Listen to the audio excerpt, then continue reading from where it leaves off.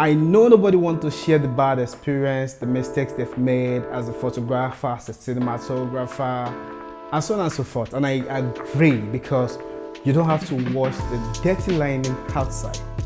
However, today I'm going to share with you the 5 major mistakes I made when I was starting up as a photographer and a cinematographer. And I hope you learn from it. So let's get started. Hi and welcome to my channel. My name is Lavalier. Thank you for coming by.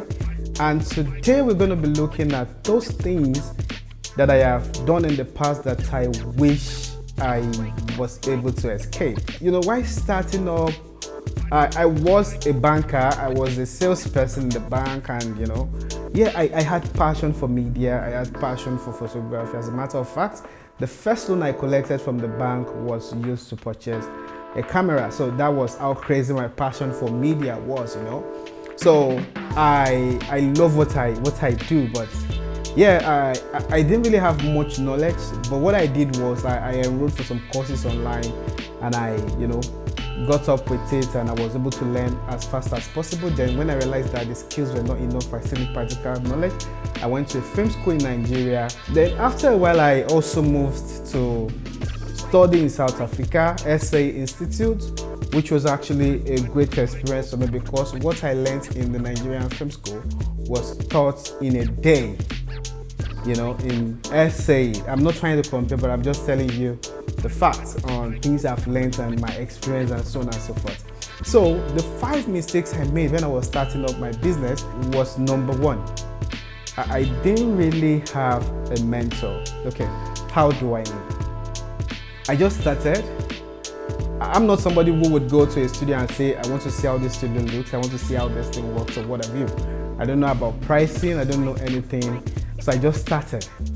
And you know, when you live in a country like Nigeria, where there are no resources, where there are no information, where there are no materials, it's become very difficult for you to go online and say, how much does a photographer charge for portrait photography?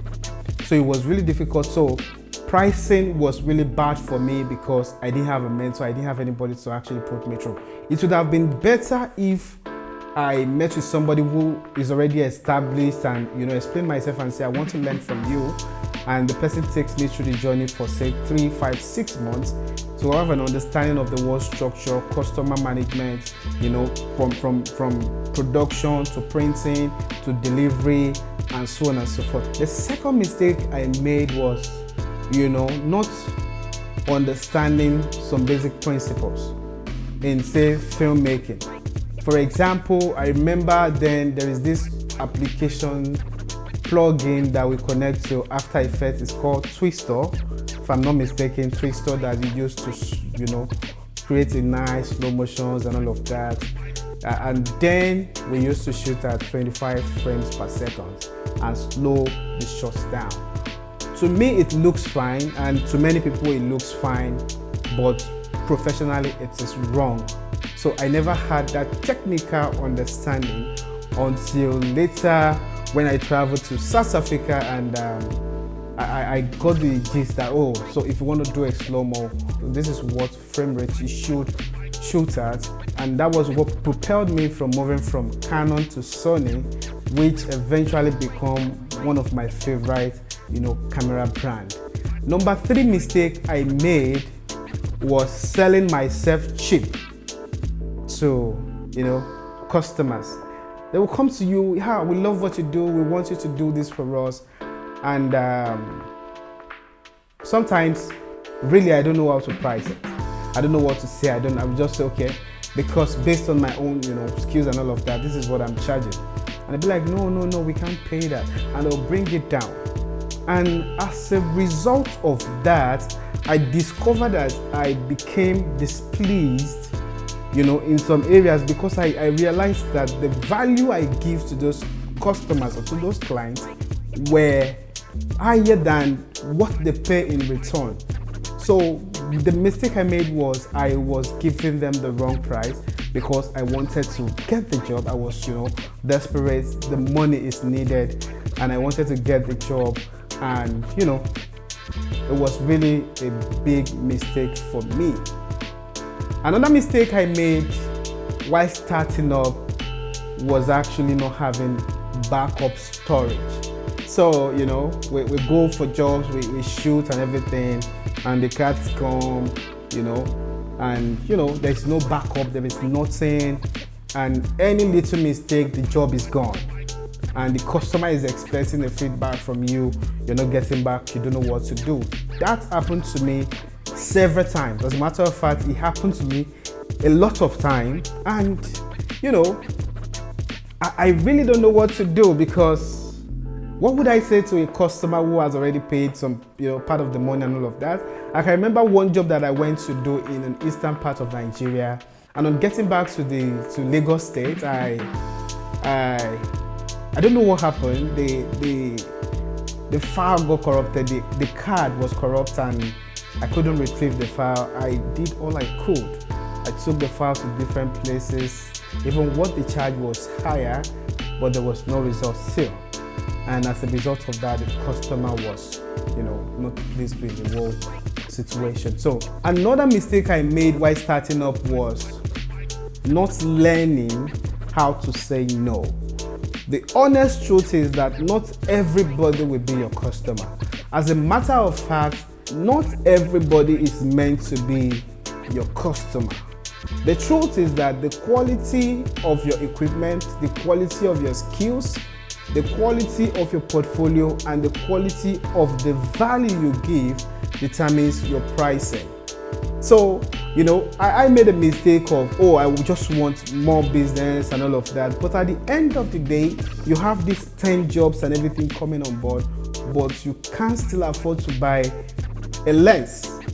And the honest truth is, if the value you give to your customer today is less than the value you give tomorrow, you've lost that customer.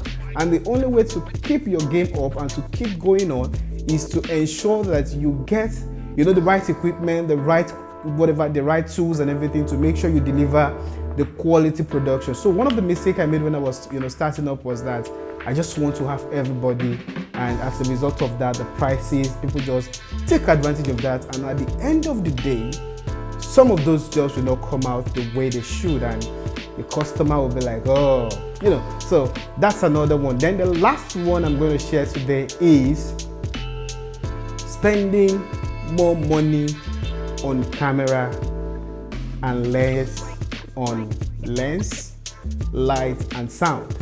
Yeah, I remember some of the jobs I did that I couldn't release because the sound was bad or the lighting was bad. So we tend to focus more as a startup. We tend to focus more on, let me have this camera. The camera wants to have a low light performing camera. It's going to do the magic. Even a low light camera needs light, except you want to shoot, you know, in a low light situation where you don't need plenty of light. But you can't do interview with a low light, you know, situation. And so, you know, I started with, oh, let me buy the camera, let me buy it and all of that. I did not focus on getting light. So one of the mistakes was, you know, I was just, you know, shooting, and, you know, it was really bad that I didn't have a common lapel mic. I didn't have, you know, stuff like that. And at the end of the day, I discovered that it was really bringing down the image quality. I was focused on image quality, and at the end of the day, I realized that when light is not there, when sound is not there, then the value of the production is less than 10%, no matter how beautiful the image is, except you're trying to, you know, add, you know, sound to it, like a music or something. So if you're just starting up, it's good to start up. It's good for you to, you know, to put yourself there and tell people, oh, I can do this. As a matter of fact, marketing to people that are very close to you, your friends, your families, you know, but you have to be careful about the decisions you make, especially when it comes to dealing with customers. Get a mentor, get somebody who can, you know, guide you and tell you, no, you can't do it like that. You're not going to get results. Do it this way. You know, sometimes when this person has a job, he's going to call you, come, let's go together. And as a result, you have a better understanding of what is going on and how things are being done. And as a result of that, it will help you to become, you know, a better content creator, because You were learning from somebody, and at the end of the day, with your own creativity and everything put together, it will help you, it will give you information on where you can get cheaper equipment. Your mentor can actually refer you to one of his or her clients and say, Oga, this person needs to rent this equipment, please, give it to him because I know him or her. So those are the basic things that you don't want to joke with when you're starting up. As a matter of fact, the industry is becoming bigger and is becoming saturated and is becoming more competitive, that an average person, on TikTok or on Instagram will do a better video than you if you're not careful. But that's why you need to identify your area. Know what equipment you need to satisfy that area. So those are the factors you have to consider, whether you want to go into film production, whether you want to go into music videos, whether you want to go into photography or what have you. It's really a good thing. I know there are lots of cameras that are doing fantastic in today's world. However, the place of professional camera, the place of professional video production is not taken yet. So don't be afraid. Go out and make mistakes, but learn from others who have made the mistakes so that your journey becomes smoother and the progression becomes shorter. Thank you very much, and I hope you enjoyed today's video. If you do and you're yet to subscribe, please do so now. Thank you and have a great day. Bye for now.